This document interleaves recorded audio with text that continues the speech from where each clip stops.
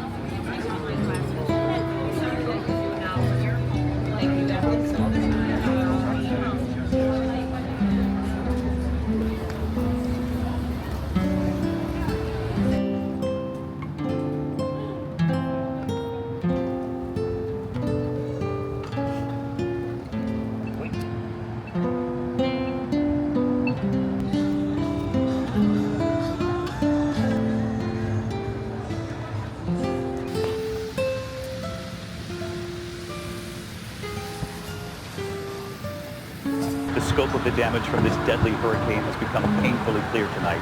We have just learned this evening that Ian is now a hurricane again, growing stronger, winding up for another devastating blow as it now moves north and right up the east coast. Here in southwest Florida tonight, Ian struck as a Category 4 hurricane, just shy of a Category 5 24 hours ago. And this evening we have now learned the storm surge was record-breaking and deadly.